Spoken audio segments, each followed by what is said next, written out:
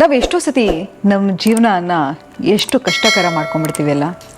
ಜೀವನ ಅನ್ನೋದು ಒಂದು ಸುಲಭವಾದ ಜರ್ನಿ ಕಣ್ರಿ.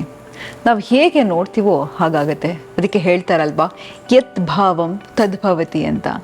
ನಾವು ನನ್ನ ಜೀವನ ಕಷ್ಟ ಅಪ್ಪ, ಜೀವನ ಅಂದರೆ ಹೀಗೇನೆ, ಮದುವೆ ಕಷ್ಟ, ಮಕ್ಕಳು ಕಷ್ಟ, ಕೆಲಸ ಸಿಗೋದು ಕಷ್ಟ, ಓದೋದು ಕಷ್ಟ, ಹೀಗೆ ನಮ್ಮ ಜೀವನವನ್ನು ನಾವು ಕಷ್ಟ ಅಂದ್ಕೊಂಡೇ ಹೋಗ್ತೀವಿ. ಆದರೆ ಜೀವನ ತುಂಬ ಚೆನ್ನಾಗಿಟ್ಕೋಬೇಕು ಅಂದರೆ ಏನಪ್ಪ ಮಾಡಬೇಕು ಅಂತ ಹೇಳಿದ್ರೆ ಗ್ರ್ಯಾಟಿಟ್ಯೂಡ್.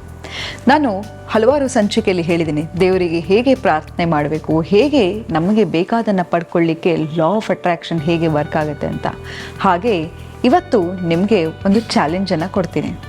ನಾವು ಹೇಗಪ್ಪ ಅಂತ ಹೇಳಿದ್ರೆ ಎಂಥವ್ರು ಅಂತ ಹೇಳಿದರೆ, ನಾವು ನಮ್ಮ ಮನೇಲಿ ದಿನ ಅಡುಗೆ ಮಾಡ್ತಾರೆ. ಯಾವತ್ತೋ ಒಂದಿನ ಉಪ್ಪು ಕಮ್ಮಿ ಇದ್ದರೆ, ಖಾರ ಕಮ್ಮಿ ಇದ್ದರೆ ಅದನ್ನು ದೊಡ್ಡ ಇಶ್ಯೂ ಮಾಡಿಬಿಡ್ತೀವಿ. ಅದೇ ದಿನ ಅಡುಗೆ ಮಾಡಬೇಕಾದ್ರೆ ಒಂದಿನ ಆದರೂ ಅಮ್ಮನಿಗೆ ಅಥವಾ ಹೆಂಡತಿಗೆ ಥ್ಯಾಂಕ್ಸ್ ಹೇಳಿದೀವ? ಇಲ್ಲ. ಅದೇ ಯಾವತ್ತಾದ್ರೂ ಏನಾದರೂ ಇಲ್ಲ ಅಂತ ಹೇಳಿದರೆ ಕಂಪ್ಲೇಂಟ್ ಮಾಡೋಕ್ಕೆ ಶುರು ಮಾಡಿಬಿಡ್ತೀವಿ. ಬಸ್ ಆಗಿರಲಿ, ಕಾರ್ ಆಗಿರಲಿ, ಎಲ್ಲವೂ ಅಷ್ಟೇ. ಎಲ್ಲ ದಿನ ಚೆನ್ನಾಗಿದ್ದಾಗ ಅದಕ್ಕೆ ನಾವು ಥ್ಯಾಂಕ್ಸ್ ಹೇಳ್ತಾ ಹೋಗಲ್ಲ. ಹಾಗೆ ನಮ್ಮ ಸ್ವಭಾವವೂ ಕೂಡ ಹಾಗೆ, ನಮ್ಮ ರಿಲೇಷನ್ಶಿಪ್ಪು ಹಾಗೆ. ನಮಗೆ ಎಷ್ಟೆಲ್ಲ ಒಳ್ಳೇದು ಮಾಡಿರ್ತಾರೆ, ಯಾವುದೋ ಒಂದು ಕೆಟ್ಟ ಗುಣವನ್ನು ಹಿಡ್ಕೊಂಡು ಆ ರಿಲೇಷನ್ಶಿಪ್ಪನ್ನೇ ಮುರಿಬೇಕು ಅಂತ ಅನ್ಕೋತೀವಿ. ಇಲ್ಲ ಅಂತ ಹೇಳಿದರೆ ಆ ವ್ಯಕ್ತಿಯಿಂದ ದೂರ ಇರಬೇಕು ಅನ್ಕೋತೀವಿ. ಹಲವಾರು ಕಾರಣಗಳಿಂದ ನಾವು ನಮ್ಮ ಮನಸ್ಥಿತಿಯನ್ನು ಕೆಡಿಸ್ಕೊತಾ ಹೋಗ್ತೀವಿ. ಇವತ್ತು ಮತ್ತೆ ನಿಮಗೆ ಒಂದು ಹೊಸ ಚಾಲೆಂಜನ್ನು ಕೊಡ್ತಾ ಇದ್ದೀನಿ. ಆದರೆ ಕಳೆದ ಸಂಚಿಕೆಯಲ್ಲಿ 7 ದಿನದ ಚಾಲೆಂಜ್ ಕೊಟ್ಟಿದ್ದೆ. ಇವತ್ತು 21 ಡೇಸ್ ಚಾಲೆಂಜನ್ನು ಕೊಡ್ತಾ ಇದ್ದೀನಿ. ಏನು ಈ 21 ಡೇಸ್ ಚಾಲೆಂಜು ಅಂತ ಹೇಳಿದರೆ, ನೀವು ನಿಮಗೆ ಏನನ್ನ ಬೇಕಾದರೂ ಪಡ್ಕೋಬೇಕು ಅಂತ ಹೇಳಿದರೆ ಹೈಯರ್ ವೈಬ್ರೇಷನ್ ಅಂತ ಹೇಳಿದರೆ ಪಾಸಿಟಿವ್ ಆಗಿದ್ದರೆ ಮಾತ್ರ ಅದು ಸಾಧ್ಯ. ನಾವು ಯಾವಾಗ ಪಾಸಿಟಿವ್ ಆಗಿರ್ತೀವೋ ಆಗ ನಾವು ಏನನ್ನು ಅಂದ್ಕೊಂಡ್ರು ನಾವು ಅದನ್ನು ತಗೋಬೋದು. ಎಕ್ಸಾಂಪಲ್, ಈಗ ನೋಡಿ, ಯೂನಿವರ್ಸ್ ಹೇಗೆ ಆಪ್ರೇಟ್ ಮಾಡುತ್ತೆ ಅಂತ ಹೇಳಿದ್ರೆ, ಯೂನಿವರ್ಸ್ ಅಬಂಡೆನ್ಸಲ್ಲಿ ಕೊಡಲಿಕ್ಕೆ ರೆಡಿ ಇರುತ್ತೆ. ಆದರೆ ಅದನ್ನು ನಾವು ರಿಸೀವ್ ಮಾಡ್ಕೊಳ್ಳಿಕ್ಕೆ ನಾವು ರೆಡಿ ಇರಬೇಕು. ಎಕ್ಸಾಂಪಲ್, ನೀವೇನೋ ಒಂದು ಆರ್ಡ್ರ್ ಮಾಡ್ತೀರಾ, ಮನೇಲಿ ನೀವಿಲ್ಲ ಅಂತ ಹೇಳಿದ್ರೆ ಏನಾಗುತ್ತೆ? It goes back to the sender ಅಲ್ವಾ? ಯಾರು ಕಳಿಸಿರ್ತಾರೋ ಅವ್ರಿಗೆ ವಾಪಸ್ ಹೋಗುತ್ತೆ. ಅದೇ ರೀತಿ ನಮ್ಮ ಯೂನಿವರ್ಸು ಕೂಡ ಹಾಗೆ. ದೇವರು ನಮಗೆಲ್ಲವನ್ನು ಕೊಡಬೇಕು ಅಂತಲೇ ಇರ್ತಾನೆ. ಆದರೆ ಅದು ತಗೊಳ್ಳೋ ಯೋಗ್ಯತೆಯನ್ನು ನಾವು ಬೆಳೆಸ್ಕೊತಾ ಹೋಗಬೇಕು. ಹಾಗಾಗಿ ನೀವೇನು ಮಾಡಬೇಕಪ್ಪ ಅಂತ ಹೇಳಿದ್ರೆ, ಇದು 21 ದಿನದ ಚಾಲೆಂಜ್. ಈ ಚಾಲೆಂಜಲ್ಲಿ ಮಾಡಬೇಕು ಅಂತ ಹೇಳಿದ್ರೆ, ಮೊದಲನೇದಾಗಿ ನೀವು ಯಾವ ವಿಷಯದ ಬಗ್ಗೆ ಕಂಪ್ಲೇಂಟ್ ಮಾಡೋಂಗಿಲ್ಲ. ಅಯ್ಯೋ, ನನ್ನ ಹೆಂಡತಿ ಹೀಗೆ, ನನ್ನ ಮಕ್ಕಳು ಹೀಗೆ, ನನ್ನ ತಾಯಿ ಹೀಗೆ, ನನಗೆ ಬಡತನ ಇತ್ತು, ಅದಕ್ಕಾಗಿ ನಾನು ಏನು ಮಾಡೋಕ್ಕಾಗ್ತಾ ಇಲ್ಲ, ಯಾರಿಗೆ ಬೇಕಪ್ಪ ಈ ಜೀವನ, ಹೀಗೆ ನಾವು ಯಾವತ್ತೂ ನಮ್ಮ ಲೈಫನ್ನು ಕಂಪ್ಲೇಂಟ್ ಮಾಡಬಾರ್ದು. ಈಗ ಎಕ್ಸಾಂಪಲ್ಲು, ಟ್ರಾಫಿಕ್ ಬಗ್ಗೆ ಕಂಪ್ಲೇಂಟ್ ಮಾಡ್ತಾ ಹೋಗ್ತೀವಿ. ಟ್ರಾಫಿಕ್ಕನ್ನು ತಡೆಗಟ್ಟಲಿಕ್ಕೆ ಸಾಧ್ಯನಾ? ಹೇಗೆ? ಬೇಗ ಹೋಗೋದಾಗಿರ್ಬೋದು, ಅಥವಾ ನೀವು ಮನೆಯನ್ನು ಬೇಗ ಬಿಡೋದಾಗಿರ್ಬೋದು. ಇದರಿಂದ ನೀವು ಬೇಗ ನಿಮ್ಮ ಡೆಸ್ಟಿನೇಷನನ್ನು ರೀಚ್ ಆಗ್ಬೋದು. ಅಥವಾ ಟ್ರಾಫಿಕ್ ಇದ್ದರೂ ಕೂಡ ಅದನ್ನು ನೀವು ಹೇಗೆ ಯೂಟಿಲೈಸ್ ಮಾಡ್ಕೋಬೋದು ಅಂತ ನಿಮ್ಗೆ ಇಷ್ಟವಾಗಿರ್ತಕ್ಕಂಥ ಪಾಡ್ಕಾಸ್ಟ್ ಕೇಳೋದಾಗಿರ್ಬೋದು, ಬುಕ್ ಓದೋದಾಗಿರ್ಬೋದು, ಏನಾದರೂ ಒಂದು ಪ್ರೊಡಕ್ಟಿವ್ನೆಸ್ಸಲ್ಲಿ ಅದನ್ನು ಕಲಿಯೋದನ್ನು ಕಲ್ತ್ಕೊಳ್ಳಿ. ಸೊ ಕಂಪ್ಲೇಂಟ್ ಮಾಡೋ ಬದಲು ಹೇಗೆ ಅದರ ಜೊತೆ ಅಡ್ಜಸ್ಟ್ ಆಗಬೇಕು ಅನ್ನೋದನ್ನು ಕಲ್ತ್ಕೋತಾ ಹೋಗೋಣ. ಮತ್ತು ಇನ್ನೊಂದೇನಪ್ಪ ಅಂತ ಹೇಳಿದ್ರೆ, ಗಾಸಿಪ್ ಮಾಡೋದ್ರಿಂದ ನಿಮ್ಮ ಎನರ್ಜಿ ಡ್ರೈನ್ ಆಗ್ತಾ ಹೋಗುತ್ತೆ. ಯಾರಿಗೆ ಗಾಸಿಪ್ ಇಷ್ಟ ಇಲ್ಲ ಹೇಳಿ? ಯಾರಾದರೂ ಒಂಚೂರು ಇಲ್ಲ ಅಂತ ಹೇಳಿದರೆ, ರಿಲೇಟಿವ್ಸ್ ಬಗ್ಗೆ ಆಗಿರ್ಬೋದು, ಫ್ರೆಂಡ್ಸ್ ಬಗ್ಗೆ ಆಗಿರ್ಬೋದು, ಸೆಲೆಬ್ರಿಟೀಸ್ ಬಗ್ಗೆ ಆಗಿರ್ಬೋದು, ಪೊಲಿಟಿಷಿಯನ್ಗಳಾಗಿರ್ಬೋದು, ಎಲ್ಲರ ಬಗ್ಗೆ ನಾವು ಗಾಸಿಪ್ ಮಾಡ್ತಾನೆ ಇರ್ತೀವಿ. ಯಾರಿಗೆ ಗಾಸಿಪ್ ಇಷ್ಟ ಆಗಲ್ಲ ಹೇಳಿ? ಆದರೆ ನಿಮಗೆ ಗೊತ್ತಾ, ಹೇಳ್ತಾರಲ್ವಾ, ಆಡ್ದವ್ರ ಪಾಪ ಮಾಡ್ದವ್ರ ಬಾಯಲ್ಲಿ ಅಂತ. ಇದಕ್ಕೆ ಒಂದು ಉದಾಹರಣೆ ಕೊಡ್ತೀನಿ, ಒಂದು ಸಣ್ಣ ಕತೆ. ಮನೆಯಲ್ಲಿ ತುಂಬ ಇಲಿ ಕಾಟ ಇರುತ್ತೆ. ತಾಯಿ ಏನು ಮಾಡ್ತಾಳೆ, ಇಲಿಗೆಲ್ಲ ಔಷಧಿ ಹಾಕೋಕ್ಕೆ ಒಂದು ರವೆ ಉಂಡೆಯಲ್ಲಿ ಎಲ್ಲ ಕಡೆ ಔಷಧಿ ಇಟ್ಬಿಡ್ತಾಳೆ ಮನೆ ಸುತ್ತ. ಮಗು ಆಟ ಆಡ್ಕೊಂಡು ಬರುತ್ತೆ. ಸುತ್ತ ನೋಡತ್ತೆ ರವೆ ಉಂಡೆಗಳಿರುತ್ತೆ. ತುಂಬ ಎಕ್ಸೈಟ್ ಆದ ಮಗು ಆ ರವೆ ಉಂಡೆಗಳೆಲ್ಲ ತೊಗೊಂಡು ತಾನು ತಿನ್ನೋದಲ್ಲದೆ ತನ್ನ ಫ್ರೆಂಡ್ಸಿಗೂ ಕೊಡುತ್ತೆ. ಆ ಮಗು ಸಾವನ್ನಪ್ಪತ್ತೆ. ತಾಯಿ ದುಃಖ ತೊಳಲಾಟ ನೋಡೋಕ್ಕಾಗಲ್ಲ, ಅಷ್ಟು ಅಳ್ತಾ ಇರ್ತಾಳೆ.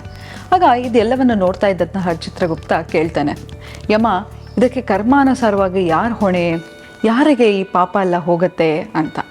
ಆಗ ಯಮರಾಯ ಹೇಳ್ತಾನೆ, ಸ್ವಲ್ಪ ತಡಿ ನೋಡೋಣ ಅಂತ. ಹಾಗೆ ಒಂದಿನ ಏನಾಗುತ್ತೆ, ಆ ಮಗುವಿನ ಪುಣ್ಯತಿಥಿಗಾಗಿ ಆ ತಾಯಿಯ ಫ್ರೆಂಡ್ ಒಬ್ಳು ಬರ್ತಾಳೆ. ಆ ಗೆಳತಿಗೆ ಆ ಊರಿಗೆ ಬರ್ತಾಳೆ. ಆ ಮನೆ ಎಲ್ಲಿದೆ ಅಂತ ಗೊತ್ತಾಗಲ್ಲ. ಅಲ್ಲೊಂದು ಅಜ್ಜಿ ಕೂತಿರುತ್ತೆ. ಆ ಅಜ್ಜಿ ಹತ್ರ ಹೋಗಿ ಕೇಳ್ತಾಳೆ, ಈ ಮೊನ್ನೆ ತಾನೇ ಹೀಗೆಲ್ಲ 11 ಜನ ಮಕ್ಕಳು ಸತ್ತೋದ್ರಲ್ಲ, ಆ ಮನೆ ಗೊತ್ತಾ ನಿಮಗೆ ಅಂತ. ಆಗ ಆ ಅಜ್ಜಿ ಹೇಳುತ್ತೆ, ಯಾರು ಆಸ್ತಿಗೋಸ್ಕರ ತನ್ನ ಮಗುನ ಸಾಯಿಸೋದಲ್ಲದೆ ಇನ್ನಿತರ ಮಕ್ಕಳನ್ನು ಸಾಯಿಸೋದಲ್ಲ, ಆ ಮನೆ ಹಳಿ ಮನೆನಾ ಅಂತ ಕೇಳುತ್ತೆ. ಆಗ ಯಮರಾಯ ಹೇಳ್ತಾನೆ, ನೋಡು ನೀನು ಕೇಳ್ತಾ ಇದೆಯಲ್ಲ ಯಾರಿಗೆ ಈ ಪಾಪ ಹೊಣೆ ಅಂತ, ನೋಡು ಈ ಅಜ್ಜಿ ಹೆಸರು, ಈ ಅಜ್ಜಿನೇ ಹೊಣೆ ಅಂತ. ಹಾಗೆ ಆಡ್ದವ್ರ ಪಾಪ ಮಾಡ್ದವ್ರ ಬಾಯಲ್ಲಿ ಅಂತ ಹೇಳ್ತಾರೆ. ಯಾರು ಯಾವ ದೃಷ್ಟಿಯಿಂದ ಯಾವ ತೊಳಲಾಟಕ್ಕೆ ಒಳಗಾಗಿ ಏನು ತಪ್ಪು ಮಾಡಿರ್ತಾರೋ ಅಥವಾ ಅವರ ಜೀವನವನ್ನು ನಾವು ನೋಡಿರಲ್ಲ ಅಲ್ವಾ. ನಾವೇನು ಮಾಡ್ತೀವಿ, ಅವ್ರು ಹಾಗೆ ಹೀಗೆ ಅಂತ ಕೂತ್ಕೊಂಡು ಮಾತಾಡೋದು ತುಂಬಾ ಸುಲಭ. ಆದರೆ ಅವರ ಎನರ್ಜಿಯನ್ನು ನಾವು ತಗೋತಾ ಹೋಗ್ತೀವಿ, ಅವರು ನಾವು ಆಗ್ತಾ ಹೋಗ್ತೀವಿ, ಅವರ ವೈಬ್ರೇಷನ್ ನಮಗೆ ಬರ್ತಾ ಹೋಗುತ್ತೆ. ಸೊ ಹಾಗಾಗಿ ದಯವಿಟ್ಟು ಯಾರ ಬಗ್ಗೆನೂ ಗಾಸಿಪ್ ಮಾಡಬೇಡಿ. ತುಂಬ ಖುಷಿ ಅನಿಸುತ್ತೆ, ಕೇಳೋಕ್ಕೆ ಹಿತವಾಗಿರುತ್ತೆ, ನೋಡೋಕ್ಕೆ ಮಜವಾಗಿರುತ್ತೆ. ಆದರೆ ಯಾಕೆ ನಾವು ಅವ್ರ ಬಗ್ಗೆ ಮಾತಾಡಬೇಕು?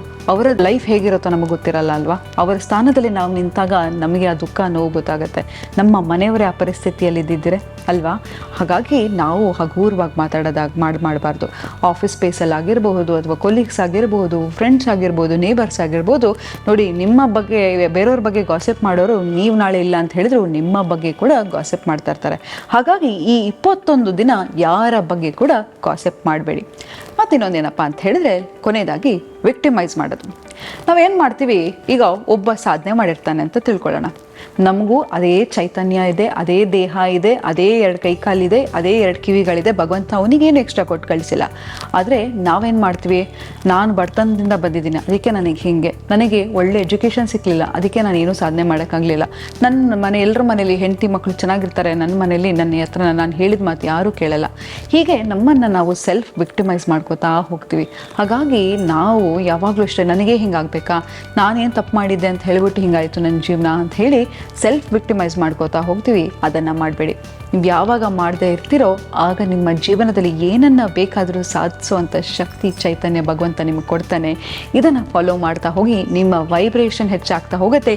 ನಿಮ್ಮ ಜೀವನದಲ್ಲಿ ಏನನ್ನು ಅಂದ್ಕೊಂಡಿರ್ತೀರೋ ಅದನ್ನು ಸಾಧಿಸ್ತಾ ಹೋಗ್ತೀರಾ. ಆದರೆ ಕೊನೆಯದಾಗಿ ಒಂದು ಕಿವಿ ಮಾತು ಹೇಳ್ತೀನಿ, ನಮ್ಗೆ ಏನಿದೆಯೋ ಅದಕ್ಕೆ ಗ್ರೇಟ್ಫುಲ್ ಆಗಿರಿ. ನಾವು ಯಾವಾಗ ದೇವರನ್ನ ಥ್ಯಾಂಕ್ಸ್ ಅಪ್ಪ, ನನ್ನ ತಂದೆ ತಾಯಿಗೆ ಒಳ್ಳೆ ಆರೋಗ್ಯ ಕೊಟ್ಟಿದ್ಯಾ, ನನಗೆ ಇವತ್ತೊಂದು ಹೊಸ ದಿನ ಕೊಟ್ಟಿದ್ಯಾ, ನನಗೆ ಗೊತ್ತಿರೋರು ಎಲ್ಲರೂ ಚೆನ್ನಾಗಿದ್ದಾರೆ ಅಂತ ಹೇಳಿ ಥ್ಯಾಂಕ್ಸ್ ಹೇಳಿ ಮಲ್ಕೋತಿರೋ ಆಗ ನಿಮ್ಮ ಜೀವನ ತುಂಬಾ ಚೆನ್ನಾಗಿರುತ್ತೆ. ಯಾವ ಕಡೆ ನಾವು ಅದರ ಬಗ್ಗೆ ನಮ್ಮ ಆಲೋಚನೆಗಳನ್ನು ನಾವು ಚಾನಲೈಸ್ ಮಾಡ್ತೀವೋ ಅದನ್ನು ನಾವು ಮ್ಯಾಗ್ನೆಟ್ ರೀತಿ ಸೆಳೀತಾ ಹೋಗ್ತೀವಿ.